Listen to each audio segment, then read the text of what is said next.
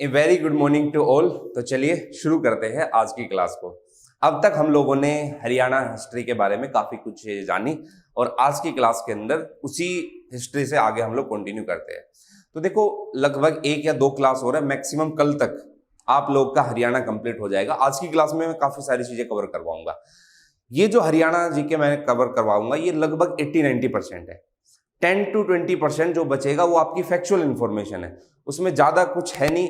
उसमें सिर्फ आपको फैक्चुअल इंफॉर्मेशन ध्यान रखनी है, वो आपको मैं सप्लीमेंट्री नोट्स दे दूंगा और उसी को आपको पढ़ना है। वो सारी चीजें जब आप लोग कवर करोगे तो लगभग आपका हरियाणा कवर हो जाएगा। उससे बाहर कुछ नहीं है, ज्यादा आपको मगजमारी करनी नहीं है। बाकी सब्जेक्ट पे भी ध्यान दो, उतना कवर कर लो। और जो अभी 2 महीने का पूरा टाइम है उसमें बार बार हरियाणा के जो नोट्स है जो मैंने प्रोवाइड करवाए उसको आप लोग रिवाइज करते रहना। तो चलिए शुरू करते हैं आज की क्लास को हम लोग। अब देखो, अब तक हम लोग हरियाणा के अंदर हरियाणा की हिस्ट्री को समझ रहे थे। अब हिस्ट्री के बारे में कहा जाता है कि हिस्ट्री एक कहानी बनकर रह जाती है जब तक कोई सोर्सेस ना मिले। तो एज सच हरियाणा के अंदर कोई ज्यादा सोर्सेस तो हरियाणा को लेकर दिखाई नहीं दिए, लेकिन जो कुछ लिमिटेड सोर्सेस है उस लिमिटेड सोर्सेस के बदले में ही हमने काफी चीजें समझी। जैसे आप लोगों ने हड़प्पा कल्चर के बारे में जाना। हड़प्पा कल्चर में डिफरेंट साइट्स दिखाई दी, राखी गढ़ी, बनवाली, मिथाथल, फरमाना खास, भिंडाना, ये सारी की सारी चीजें हड़प्पा से लेकर दिखाई दी।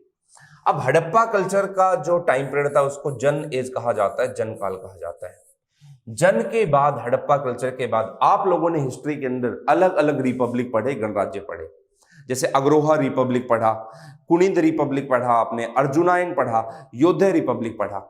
ये जितने भी रिपब्लिक हुए हैं, जितने भी गणराज्य हुए हैं, इनका संबंध हरियाणा से आपको दिखाई देगा। फिर हड़प्पा कल्चर के बाद वैदिक एज आता है, वैदिक काल आता है। और इस वैदिक एज को 2 टाइम पीरियड में डिवाइड करते हैं। एक आपका होता है ऋग्वैदिक एज और दूसरा आपका होता है पोस्ट वैदिक एज। इनकी सोसाइटी के बारे में आप लोगों ने इंडियन हिस्ट्री के अंदर डिटेल में पढ़ लिया होगा। पोस्ट वैदिक एज, हालांकि हरियाणा के अंदर इनसे रिलेटेड कोई ज्यादा सोर्सेज दिखाई नहीं दिए हैं। और ये जो वैदिक एज है इसी को ही जनपदा कहा जाएगा। इसमें जन में अगर 100 लोगों का ग्रुप है तो इसमें संख्या बढ़कर 1000 हो जाएगी। अब वैदिक एज, पोस्ट वैदिक एज जैसे ही कंप्लीट होगा तो उसके बाद आपका हिस्टोरिकल एज के अंदर डिफरेंट जो रिलीजन आपको वो दिखाई देंगे। जैसे बुद्धा एज, बुद्ध काल आया, बुद्ध धर्म आया, जैन आया, जैन लिटरेचर आया। तो ये जो सब के सब आएंगे वो पोस्ट वैदिक एज के बाद आपको दिखाई देंगे। और इसी जनपदा से फिर क्या बने, महाजनपदा। और आपको पता है टोटल कितने महाजनपदा थे? 16 महाजनपदा थे। और ये जो 16 महाजनपद थे, जनपद 100 से 1000 हुई संख्या, 1000 से 10,000 हुई। और ये जो 16 महाजनपदा थे इसमें ही आपको एक चीज और दिखाई देगी, और वो क्या दिखाई देगी कि एम्पायर, साम्राज्य जो है वो यहीं से निकल कर आता है। और मगध एम्पायर एक बहुत बड़ा साम्राज्य बनकर निकला। उसके बनने का कारण ये भी बताया जाता है कि गंगा यमुना दोआब है, और दोआब है तो 2 नदियों के बीच है, और 2 नदियों के बीच का रीजन फर्टाइल होता है। और अगर लैंड फर्टाइल है तो एग्रीकल्चर करना आसान होगा, और एग्रीकल्चर करना आसान होगा तो वहां पर इकोनॉमी बढ़ेगी, तो प्रोस्पेरिटी बढ़ेगी, राजा की पावर बढ़ेगी। दूसरा क्या है कि आयरन जो है, लोहे का विकास भी, लोहे की डिस्कवरी भी एक बड़े लेवल पर हो गई है। अब तक तो क्या है कि कॉपर से काम चला रहे हैं, कॉपर और टिन को मिलाकर ब्रोंज बना दे रहे हैं, लेकिन लोहा अपने बड़े लेवल पर नहीं दिखाई दिया। लोहे का डेवलपमेंट होगा तो नए नए हथियार बनेंगे, और जब हथियार आएंगे तो राजा की पावर क्या होगी, बढ़ेगी। और पावर ही बढ़ानी है यहाँ पर। ये सारी की सारी चीजें आपको यहाँ पर दिखाई देगी। हाँ, बीच में कुछ डायनेस्टी हुए हैं जिसके अंदर हरियाणा का जिक्र मिलता है। अब अगर आप लोग पूरा एंशिएंट हिस्ट्री देखते हो इसके बाद, तो हरियाणा के कोई ज्यादा सोर्सेज नहीं मिलते, लेकिन बौद्ध और जैन लिटरेचर के अंदर थानेसर का जिक्र किया गया है। और जिस नाम से थानेसर का जिक्र किया है, और वो क्या है, वो है थून। तो ध्यान रखना, ये जो थून है, इस थून का डिस्क्रिप्शन सबसे पहले आपको बुद्ध और जैन लिटरेचर में दिखाई देगा आपको। और यही थून आगे चलकर क्या बन जाएगा, थानेसर बन जाएगा।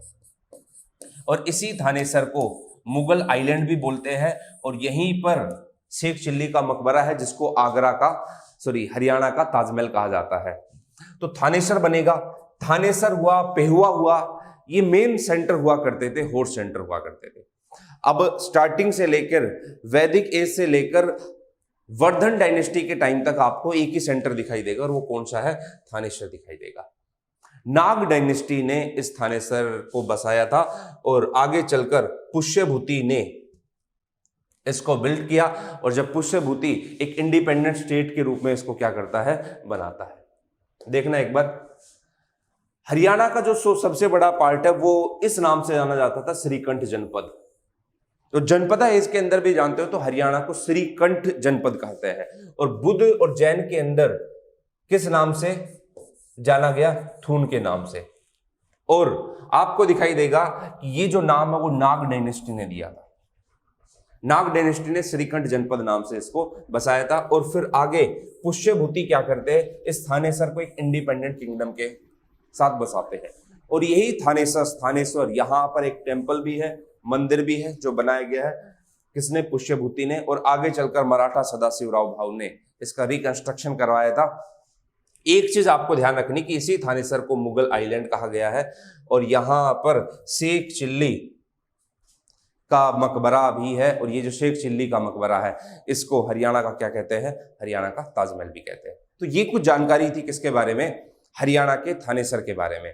पेहवा भी एक जगह हुआ करती थी, ये आपको कुरुक्षेत्र पेहवा रोड जो आपको दिखाई देगा, पेहवा ही एक है। ये एक मेन सेंटर, होर्स सेंटर हुआ करता था इस टाइम पीरियड पे, लेकिन और कुछ ज्यादा रिसोर्सेज हमें नहीं मिलते हैं।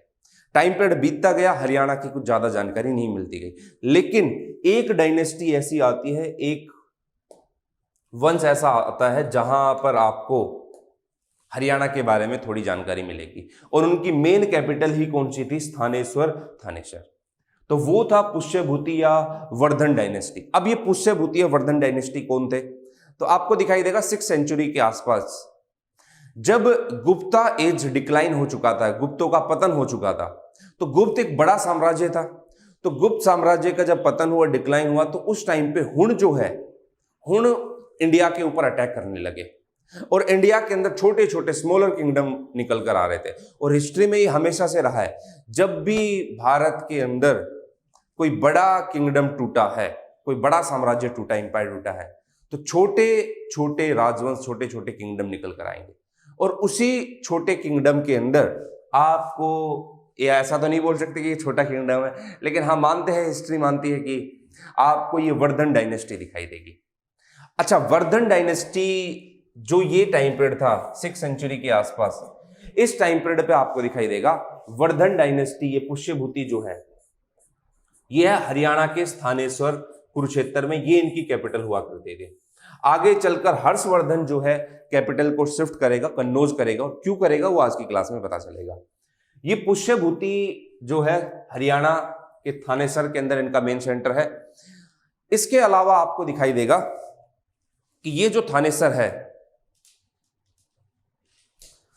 इनके नियर बाई कन्नौज है, और कन्नौज में मोखरी डायनेस्टी है, मोखरी वंश है।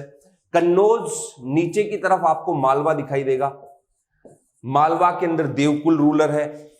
और अगर आप लोग देखते हो बंगाल में गौड़ है, और बंगाल का जो गौड़ रूलर है उसका नाम है शशांक। और इवन अगर आप लोग देखोगे तो चालुक्य, नर्मदा के सदर्न पार्ट में चालुक्य पुलकेशन सेकंड है, ये है। तो जाहिर सी बात है कि कोई भी जो किंग होता है वो हमेशा चाहेगा कि मैं अपने एरिया को एक्सपेंड करूं। तो इसी ऑर्डर के अंदर इनका ही बंगाल के गौड़ रूलर शशांक के साथ, मालवा के देवकुल के साथ, इन लोगों के साथ इनका स्ट्रगल होगा, संघर्ष होगा। और आगे चलकर आपको दिखाई देगा इसी कन्नौज के लिए इसने हर्षवर्धन ने थानेसर से हटाकर शिफ्ट करके कन्नौज को कैपिटल बनाया था। और इसी कन्नौज को लेकर आगे चलकर ट्रिपलेट स्ट्रगल होगा, त्रिपक्षीय संघर्ष होगा, जो आप लोगों ने हिस्ट्री में पढ़ा भी है। तो कन्नौज कहीं ना कहीं इतना इंपॉर्टेंट था इस टाइम पे। तो इसमें कुल टोटल 6 किंगडम हुए हैं। ये पुष्यभूति या वर्धन कौन थे? ये जो गुप्ता थे उनके फ्यूडल थे, उनके सामंत थे। फ्यूडल्स आप लोग हिस्ट्री के अंदर जानते हो कि सामंत क्या होता है, नहीं जानते तो आप लोग कवर कर लोगे हिस्ट्री के अंदर, हम लोग ज्यादा उसके ऊपर नहीं जाएंगे। देखो कुछ चीजें है ना, आप लोग हिस्ट्री में हमेशा ध्यान रखना। जैसे आगे आप लोग जागीरदार पढ़ोगे, मनसबदार पढ़ोगे, इक्तादार पढ़ोगे, सामंत पढ़ोगे, तो ये सारे वर्ड है ना, आपको पता होना चाहिए कि क्या क्या है। देखते हैं अब यहां पर आपको दिखाई देगा सबसे पहले नरवर्धन हुए किंग, नरवर्धन के बाद राज्यवर्धन, आदित्यवर्धन, प्रभाकर वर्धन, राज्यवर्धन, हर्षवर्धन। अब आपको ध्यान रखना है कि ये जो प्रभाकर वर्धन थे, जब हुणों ने अटैक किया तो इन्होंने हरियाणा के नजदीक में ही हुणों को रोका था, हुणों के अटैक को रोका था और हुणों को आगे नहीं बढ़ने दिया। हुन एक मिड एशिया वाली ट्राइब थी, तो इन्होंने हुणों को रोका था। और हुआ भी है ये, जब जब भारत के अंदर, इंडिया के अंदर कोई बड़ा किंगडम टूटा है तो ये छोटे किंगडम ने फायदा उठाने की सोची है। हुणों को रोका, जब हुणों को रोका तो आपको दिखाई देगा कि प्रभाकर वर्धन के तीन संतान हुई उनके। एक तो उनके बेटे थे राज्यवर्धन, एक थे हर्षवर्धन और एक उनकी बेटी थी जिनका नाम था राज्यश्री। राज्यश्री की शादी होती है कन्नौज का जो मोखरी वंश है, मोखरी वंश के राजा के साथ। कन्नौज के साथ इनके मैरिटल रिलेशन बने, वैवाहिक संबंध बने। और जब कन्नौज के साथ मैरिटल रिलेशन बने तो कन्नौज के साथ तो मामला फिट हो गया। कन्नौज की दुश्मनी थी मालवा के साथ, मालवा का देवकुल जो है उसके साथ। और मालवा और गोड़ रूलर बंगाल का जो शशांक है, इनकी एक बात थी। तो कुछ इस तरीके से बना हुआ था कि यहां पर आपको एक तरफ वर्धन दिखाई देंगे, वर्धन, और दूसरा कौन है, कन्नौज। वर्धन में प्रभाकर वर्धन की जो बेटी राजश्री है उसकी शादी कन्नौज मोखरी डायनेस्टी के साथ हो रही है। दूसरी तरफ नीचे की तरफ मालवा है, मालवा, और एक तरफ क्या कौन है, गोड़ रूलर शशांक है। मालवा और गोड़ ये दोनों जो है, ये दोनों एक है और ये किसको हराना चाहते हैं, कन्नौज को। तो इसी स्ट्रगल के अंदर, इसी संघर्ष में आपको दिखाई देगा कि प्रभाकर वर्धन मारे जाएंगे। और प्रभाकर वर्धन जब मारे जाएंगे तो उनकी बेटी को कैद कर लिया जाएगा जो कि राज्यश्री थी, कन्नौज की मोखरी डायनेस्टी के साथ थी। और इसी ऑर्डर के अंदर राज्यवर्धन भी अपनी आगे चलकर जान गंवा देंगे। राज्यवर्धन बड़े बेटे थे तो राज्यवर्धन मर जाएंगे, इनको मार दिया जाएगा इन्हीं के द्वारा। जब राज्यवर्धन की डेथ हो जाएगी तो फिर निकल कर आएगा हर्षवर्धन।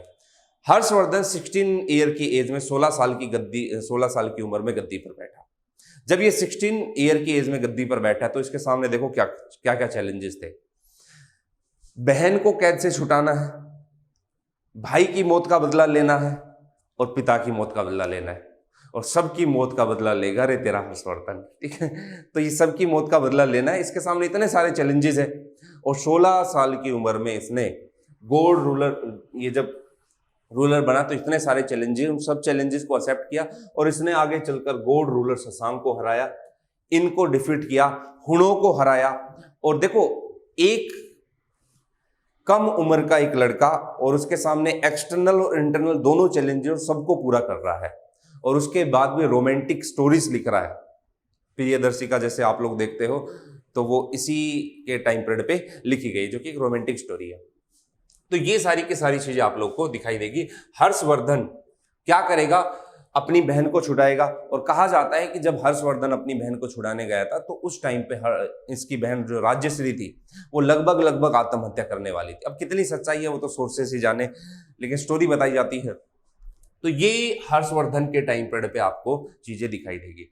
फिर क्या करता है कि कन्नौज को अपने ही एरिया में मिला लेता है ये। और जब कन्नौज को अपने एरिया में मिलाता है तो अपनी कैपिटल को क्या कर देता है, शिफ्ट कर देता है। और शिफ्ट करके कहां कर देता है, कन्नौज के अंदर। तो कन्नौज कैपिटल करना, अपने एरिया को एक्सपेंड कर लेगा। इवन इसने नॉर्थ इंडिया को ही यूनाइट नहीं किया, इसने साउथ इंडिया में भी जाने की कोशिश की। जो अहोल इंस्क्रिप्शन है उसमें डिस्क्राइब किया गया है इसके पुलकेशन सेकंड के साथ स्ट्रगल के। अब कुछ सोर्सेस हमें इनके बारे में दिखाई देते हैं, और वो कौन कौन से सोर्सेस है कि हमें पुष्यभूति डायनेस्टी या हर्षवर्धन के बारे में। सबसे पहले तो देखो, हर्ष चरित्र जो हर्ष के जीवन काल के ऊपर है, पुष्यभूति डायनेस्टी के ऊपर है, तो बाण भट्ट की एक बुक है हर्ष चरित्र, उससे हमें जानकारी मिलती है।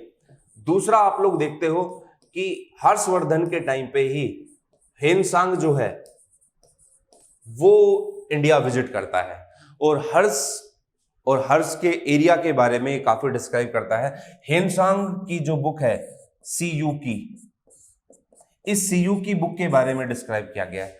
तीसरा अगर आप लोग देखते हो अहोल डिस्क्रिप्शन,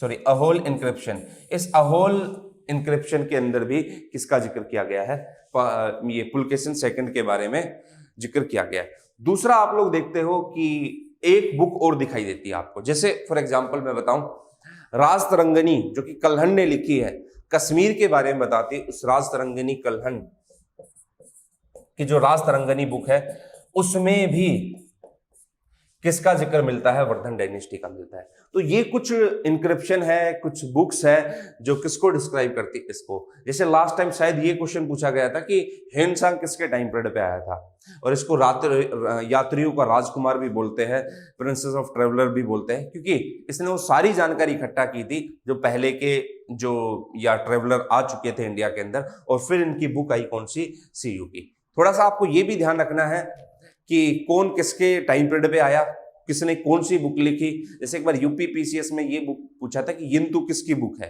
यिंतु, आगे आप लोग देख लोगे। तो ये कुछ सोर्सेज है जो आपको हिस्ट्री में दिखाई देंगे। अब एक चीज आपको और ध्यान रखनी कि हर्षवर्धन, इन्होंने एक टाइटल लिया राजपुत्र और कौन सा, शिलादित्य का, और नॉर्थ इंडिया को यूनाइट किया, पॉलिटिकली, कल्चरल, इकोनॉमिक डेवलपमेंट किया, और साथ के साथ साउथ इंडिया की तरफ भी ये लोग ये मूव करते हैं, नर्मदा को भी क्रॉस करने की कोशिश करते हैं। हर्षवर्धन के पोएट थे बाण भट्ट, तो बुक लिखी गई कौन सी, हर्ष चरित्रम, हर्ष के जीवन काल के बारे में ये बुक बताती है, और बाकी इंफॉर्मेशन तो मैंने आप लोग को इसके बारे में दे दी। दूसरा, इन्होंने हुण को भी डिफीट किया, गौड़ रूलर शशांक जो है उसको भी डिफीट किया और अपनी बहन को भी छुड़ाया, और जब कन्नौज को अपने अंदर मिलाता है मुखिल डायनेस्टी को, तो ये अपनी कैपिटल को क्या कर देता है, शिफ्ट कर देता है। कहां से कहां, थानेसर से इसने अपनी कैपिटल क्या शिफ्ट की, कन्याकुब्ज। तो ये था किसके बारे में, हरियाणा के अंदर जानकारी मिलती है किसके बारे में, हर्षवर्धन के टाइम पीरियड पे। इसके बाद अगर आप लोग देखते हो तो थोड़ा सा आपको ये ध्यान रखना है कि हर्षवर्धन जो है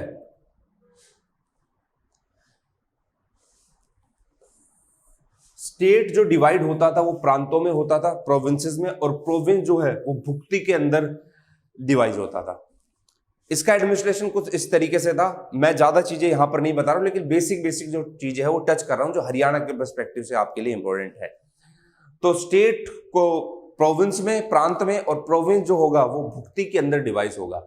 और हर्षचरितम के अकॉर्डिंग, ये जो बाण भट्ट हर्षचरितम है, इसके अकॉर्डिंग जो प्रभाकर वर्धन की जो यशोमती जो है उसने अपने आप को सती कर लिया था। तो ये भी थोड़ा सा आप लोग ध्यान रखना कि क्या चीजें इनके बारे में दिखाई देती है। आगे जब आप लोग मूव करते हो तो अगली जो डायनेस्टी, अगला जो टाइम पीरियड आता है वो गुज्जर प्रतिहार आता है। तो हरियाणा जो है, जो थानेसर जो है, जैसी हर्षवर्धन की डेथ होगी, हर्षवर्धन की डेथ के बाद गुज्जर प्रतिहार के पास क्या चला जाएगा, हरियाणा चला जाएगा। और ये जो प्रतिहार रूलर था नागभट्ट सेकंड, ये हरियाणा के अंदर, थानेसर के अंदर, पेहवा के अंदर रूल करता है। और इन्होंने एक मेन ट्रेडिंग सेंटर किसके टाइम पीरियड पे, मिहिर भोज के टाइम पीरियड पे कहां पर बना हुआ, पेहवा, पृथ्वी की नगरी, ये जो था थानेसर, ये सब एक ही जगह है। और इवन आपको थानेसर का इतना दिखाई देगा कि थानेसर जो है, यहां पर आपको बहुत सारे टेम्पल्स दिखाई देंगे, और इवन हिंदू का ही मेन रिलीजियस प्लेस नहीं है, यहाँ पर बौद्ध और जैन का भी है। हिंदुओं में तो आप देखते हो, आप आगे पढ़ोगे भी मेरे से, यहाँ पर बिरला मंदिर होगा आपका दिखाई देगा, लक्ष्मी नारायण मंदिर होगा, दुख भंजनेश्वर मंदिर होगा, ब्रह्म सरोवर दिखाई देगा, स्थानेश्वर मंदिर दिखाई देगा। तो ये सारी चीजें इसके अंदर दिखाई देगी। तो पेहवा मेन ट्रेडिंग सेंटर हुआ करता था, और घोड़ों का व्यापार यहां से होता था किसके टाइम पीरियड पे, गुज्जर प्रतिहार। तो थोड़ा सा आपको ध्यान रखना है कि हर्षवर्धन के बाद हरियाणा का पेहवा स्थानेसर किसके हाथों में आ गया, गुज्जर प्रतिहार के, और उसमें नागभट्ट और मिहिर भोज इंपॉर्टेंट है। फिर आगे चलकर हरियाणा के अंदर तोमर डायनेस्टी, तोमर वंश हुए हैं। और ये जहां पर जो अनंगपाल तोमर है, ये अनंगपाल तोमर एक तो दिल्ली शहर को बसाते हैं, दूसरा फरीदाबाद के अंदर जो सूरजकुंड लेक है उस सूरजकुंड लेक को भी क्या किया, बिल्ड किया। किसने? तोमर डायनेस्टी। तो कुछ टाइम तक आपको दिखाई देगा ये दिल्ली है, और दिल्ली के नजदीक में जो फरीदाबाद है, उस फरीदाबाद इस रीजन के अंदर हरियाणा में किसका रूल रहेगा? तोमर डायनेस्टी, अनंगपाल तोमर।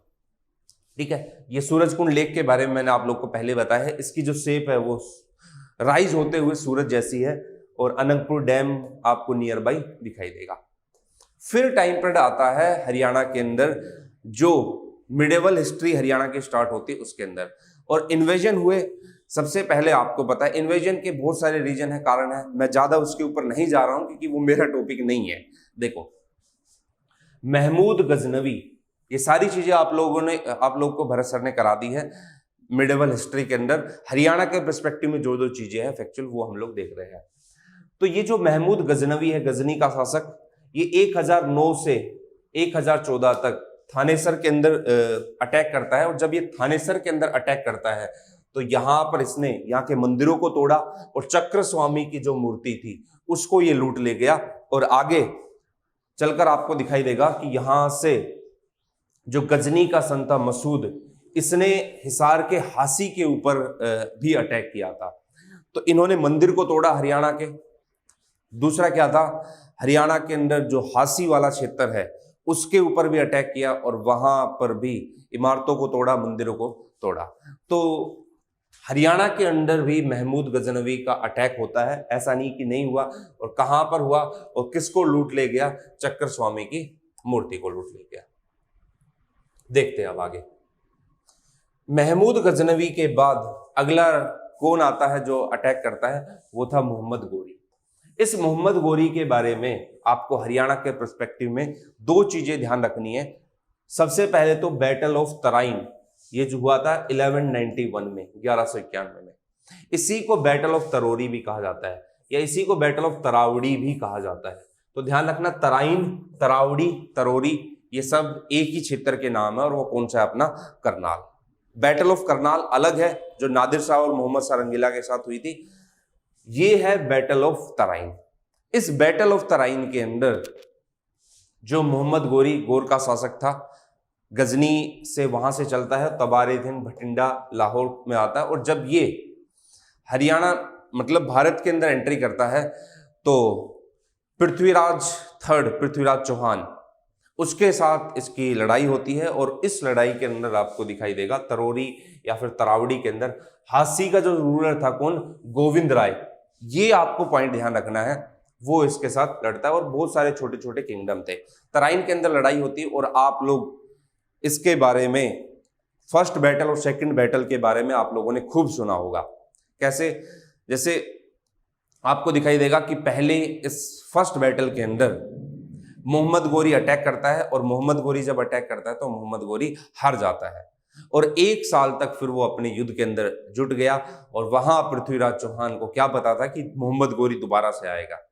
और फिर मोहम्मद गोरी दोबारा आता है सेकंड बैटल के लिए, और जब दोबारा लड़ाई करने के लिए आता है तो उस बैटल के अंदर कहा जाता है कि पृथ्वीराज चौहान को हरा दिया गया था, और उसको अपने साथ ले गए ये लोग। और चंद्र बरदाई जो इनके दरबारी कवि थे और इनके पृथ्वीराज चौहान के दोस्त भी थे, खास भी थे, ये कहा जाता है कि छुड़वाने के लिए वहां जाते हैं। और वहां जाकर मोहम्मद, मतलब ऐसा किताबों के अंदर बताया गया, सोर्सेस के अंदर अलग अलग, वहां जाकर मोहम्मद गोरी को पृथ्वीराज चौहान की ढेरों जो है बातें बताते हैं बहादुरी की। और कहा जाता है कि शब्द भेदी बाण जानते, ये चीजें जानते, वो चीजें। वहां पृथ्वीराज चौहान को कैद किए हुआ था। और जब पृथ्वीराज चौहान को कैद कर रखा था तो फिर अगले दिन ये हुआ कि शब्द भेदी बाण सभा इकट्ठा हुई। और सभा इकट्ठा हुई तो इनके पृथ्वीराज चौहान की आंखों के ऊपर पट्टी बांध दी गई। और फिर 4 अंगुल अष्ट प्रधान, इस तरीके से उन्होंने, चंद्र बरदाई ने बताया कि एग्जैक्ट इस डायरेक्शन में है कि 4 अंगुलें न इस डायरेक्शन में, इस डायरेक्शन में ऊपर की तरफ है, और निशाना चूके न चौहान। तो निशाना नहीं चूकना, और एग्जैक्ट वहीं मारते और सीधा उसकी आंख में जा लगता है, उससे उनकी डेथ हो जाती है। और जब उनकी डेथ हुई तो कुछ किताबें लिखती है कि पहले उनकी आंखें फोड़ दी गई थी, पृथ्वीराज चौहान की डेथ हुई तो उसके बाद पृथ्वीराज चौहान को पता था कि राजपूत है, और राजपूत तो भाई इनके हाथों तो मरेंगे नहीं। फिर पृथ्वीराज चौहान और चंद्र बरदाई एक दूसरे को मार लेते हैं। तो ये कुछ स्टोरी आपको दिखाई देगी। हालांकि पृथ्वीराज चौहान ने बोल दिया था कि चंद्र बरदाई तेरे से मैं नहीं मरूंगा, तो इसलिए पहले एक काम करना, तू मेरे को ढंग से मारना, मैं तो एक बार में तेरे को मार दूंगा। ठीक है, तो ये दो बैटल आपको दिखाई देगी, first battle of Tarain and second battle of Tarain.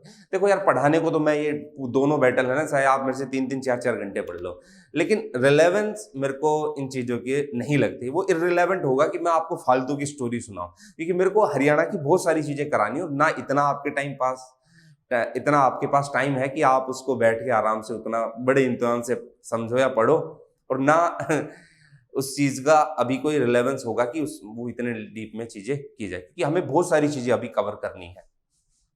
देखो, तो ये कुछ फर्स्ट बैटल और सेकंड बैटल दिखाई देगी, और सेकंड बैटल में किसकी हार होती है इसमें दिखाई देगा कि अब यहां पर ध्यान रखना है कि गोविंद राय जो कि हासी के शासक थे, वो उन्होंने भी इस बैटल के अंदर हिस्सा लिया था। तो हरियाणा तरोरी ये करनाल के अंदर है, और ये जो बैटल हुई 1192 के अंदर हुई। और जब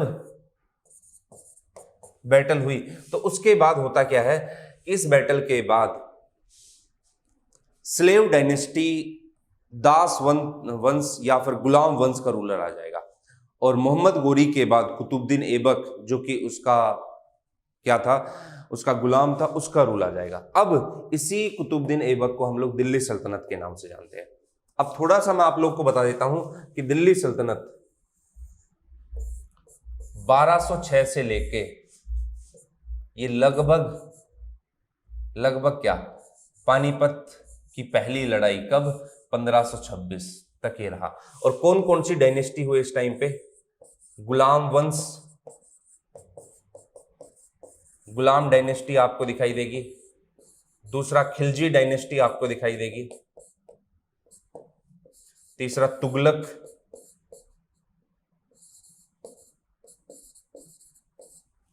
सैयद डायनेस्टी, और 5वें नंबर पर आपको लोधी डायनेस्टी।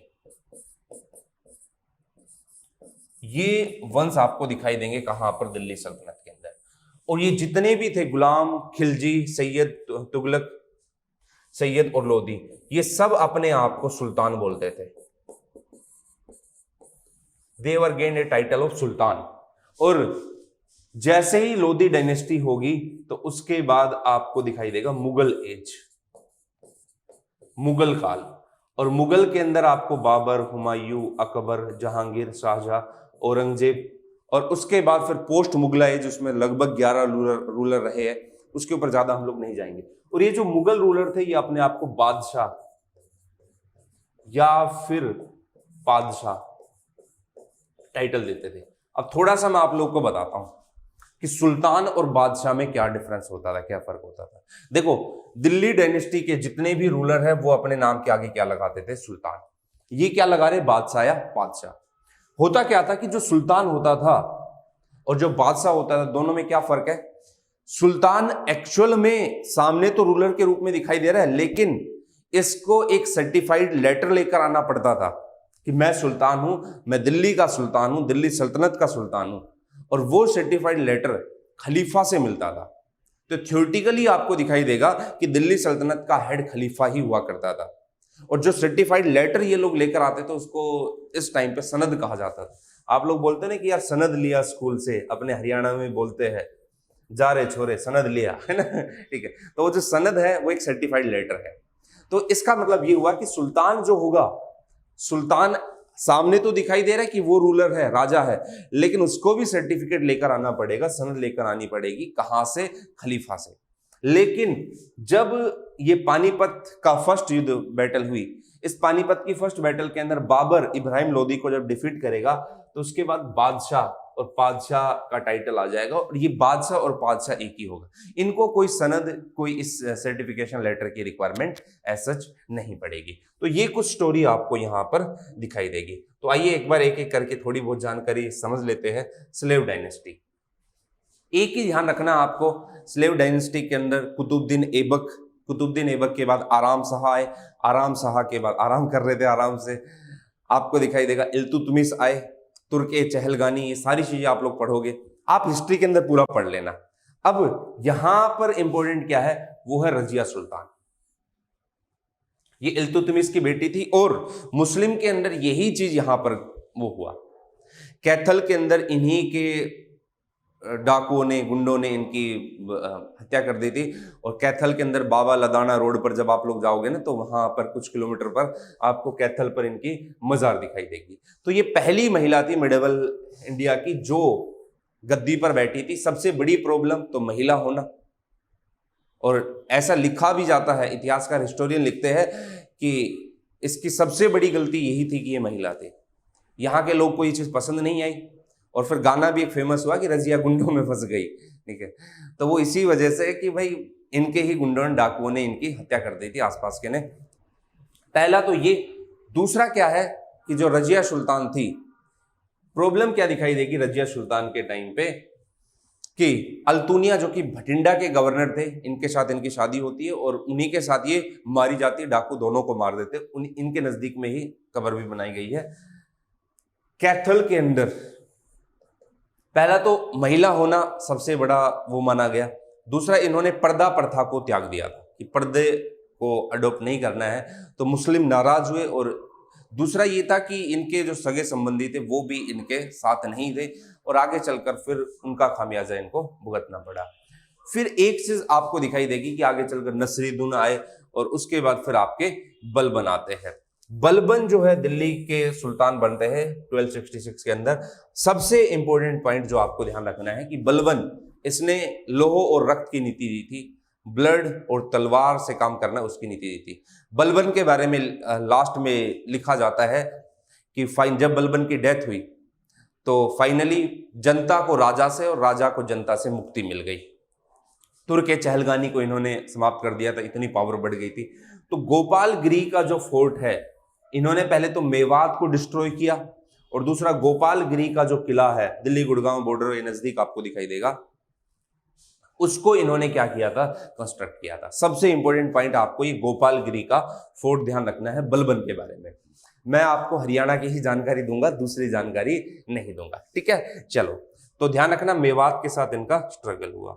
ये कुछ स्टोरी आपको दिखाई देगी, तो ध्यान रखना है गोपालगिरी का फोर्ट। तो एग्जाम में ये क्वेश्चन आ सकता है कि गोपालगिरी का फोर्ट इसको किसने कंस्ट्रक्ट किया और ये कहां पर है। गुरुग्राम में ही आपको दिखाई देगा, आउटस्कर्ट्स जो है गुरुग्राम का, वहां पर आपको ये दिखाई देगा। और मेवातियों के साथ इनका विद्रोह हुआ। उसके बाद खिलजी डायनेस्टी में तो हरियाणा में ऐसा कोई ज्यादा इंफॉर्मेशन मिलती नहीं है, लेकिन आप लोग वैसे अलाउद्दीन खिलजी के जो मार्केट रिफॉर्म्स है वो वैसे आप लोग ध्यान रख लेना। हाँ, अब आता है तुगलक डायनेस्टी। ये थोड़ा सा इंपॉर्टेंट है हरियाणा के अंदर। इंपॉर्टेंट किस लिए है? सबसे पहले तो गाजी मलिक ने 1320 के अंदर बनाया था इसको, और दूसरा आपको ध्यान रखना है कि ये जो तुगलक है, इस मोहम्मद बिन तुगलक की बहुत सारी पॉलिसीज ऐसी थी जो किसानों के खिलाफ थी।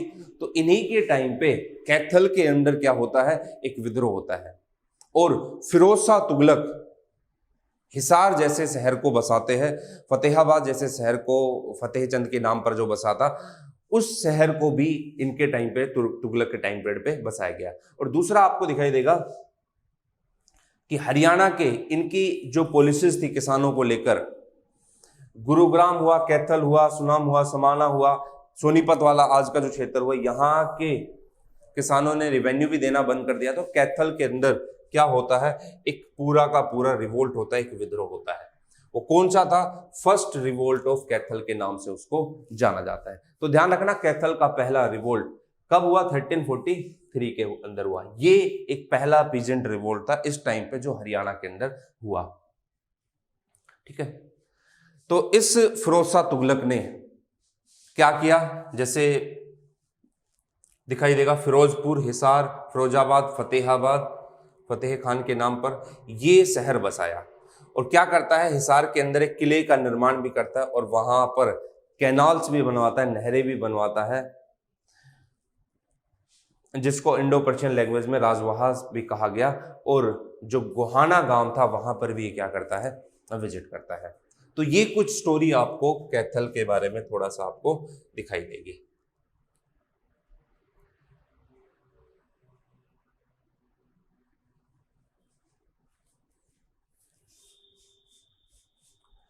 दूसरा आपको क्या ध्यान रखना है कि जो भटनेर पड़ता है, फतेहाबाद पड़ता है, जो टोहाना, कैथल, असंध, ये पानीपत का रीजन पड़ता है, घग्गर नदी, यहां पर भी डिवेस्टिंग की थी इन्होंने, और इनसे रिलेटेड चीजें आपको इनके बारे में दिखाई देगी। फिर सैयद वंश के बारे में कुछ ज्यादा जानकारी है नहीं, लोधी वंश के बारे में, सॉरी,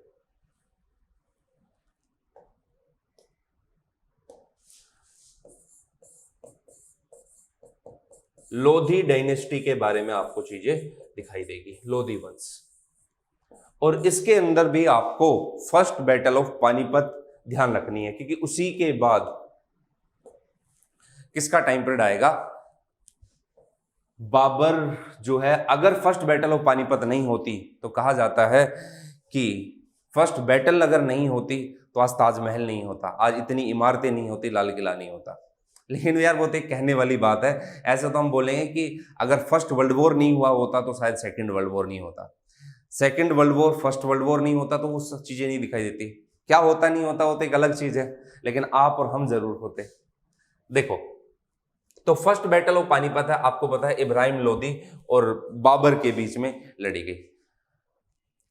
तो यहां पर इस बैटल की इंपॉर्टेंस ये है कि पहली बार तोपखाने का इस्तेमाल किया गया, और तोपखाने को सजाने के लिए जिस विधि का इस्तेमाल होता था उसको बोलते थे रूमी विधि या फिर उस्मानी विधि। और जिस तरीके से अपनी आर्मी को रखा जाता था उसको कहा जाता, तोपखाने को जिस तरीके से रखा जाता था उसको कहा जाता तुलगुमा वॉर सिस्टम। और ये जो तुलगुमा वॉर सिस्टम है इसने सीखा था किसके, उज़्बेकों से। पूरा हिस्ट्री में डिटेल में पढ़ लेना, थोड़ा सा मैं आप लोग को बता देता हूं। पहले तो ये समझो, ये यूपीएससी में क्वेश्चन भी आया कि पानीपत में ही 3 लड़ाइयां क्यों हुई। भाई देखो, माउंटेनियस रीजन है नहीं, खुला मैदान है, दिल्ली के नजदीक है, तो इसलिए आसानी से लड़ा जा सकता है। तो इस बैटल में मैं थोड़ा सा आप लोग को इंट्रोडक्शन देता हूं कि जैसे पानीपत अगर आप लोग क्रॉस करते हो तो यमुना रिवर यहां से क्रॉस करती है, ये है यमुना रिवर। इस साइड थी बाबर की सेना, बाबर में मैक्सिमम 20-30 हजार सैनिक दिखाई देंगे, और वहां इब्राहिम लोदी अपने साथ सेना लेकर आ रहा है। कितनी? इब्राहिम लोदी के साथ सेना चल रही है लगभग 1 लाख के आसपास, और इसके पास तो मुट्ठी भर सेना है।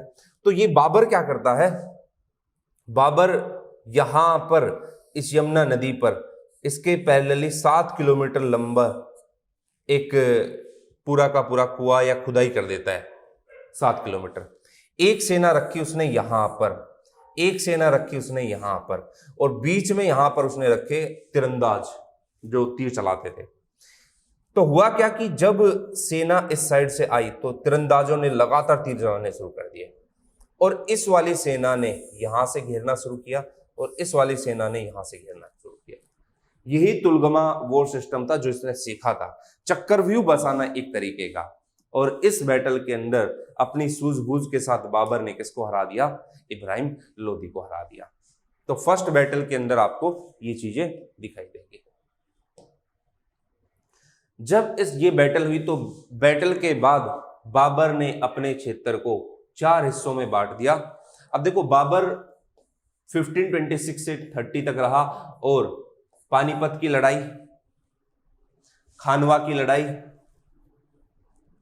चंदेरी की लड़ाई, ये आपको इनके टाइम पीरियड पे दिखाई देगी। तो पानीपत हुआ, खानवा हुआ, चंदेरी हुआ, घाघरा की लड़ाई हुई, घग्गर या घाघरा की लड़ाई बोलते हैं, वो भी इनके टाइम पीरियड पे हुई। तो 4 साल तक ये रहे, और 4 साल तक 4 लड़ाइयां इन्होंने लड़ी। इनके टाइम पीरियड पे इन्होंने अपने क्षेत्र को 4 पार्ट में बांट दिया। कौन सा था? एक तो था मेवात सरकार, हिसार सरकार, सरहिंद सरकार और दिल्ली सरकार। तो एडमिनिस्ट्रेशन, एक गुड गवर्नेंस हो, उसके चलते बाबर ने अपने क्षेत्र को 4 भागों में बांटा है। और 1527 के अंदर खानवा की लड़ाई होती किस किस के बीच में, राणा सांगा मेवाड़ के और बाबर के बीच में। अगली जो लड़ाई होती है वो चंदेरी की लड़ाई होती है और फिर लास्ट में घाघरा या घग्गर का युद्ध हुआ इनका।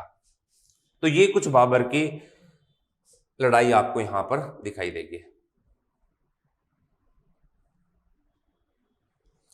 अब बाबर की लड़ाई के बाद फिर हुमायूं आते हैं, हुमायूं के बाद फिर आपको दिखाई देगा अकबर आते हैं। और जब अकबर आते हैं तो अकबर के टाइम पीरियड पे यहां पर सेकंड बैटल ऑफ पानीपत हुआ।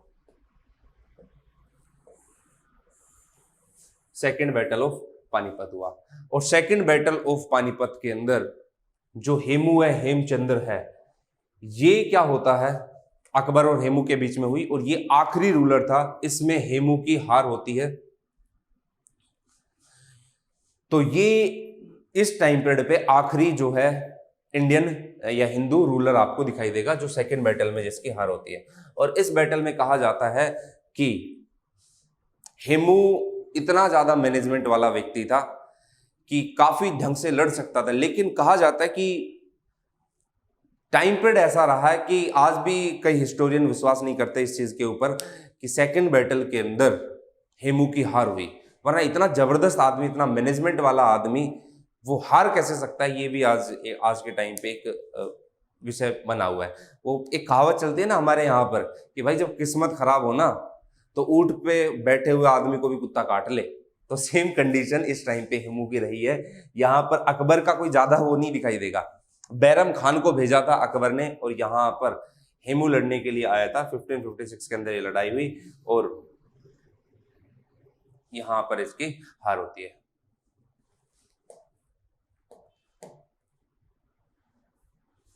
देखो ये पॉइंट आपको ध्यान रखना है अकबर के बारे में। हेमू जो है लास्ट रूलर था, हिंदू रूलर था दिल्ली का। अकबर क्या करता है, अपने क्षेत्र को सूबा, देखो मुगल काल के अंदर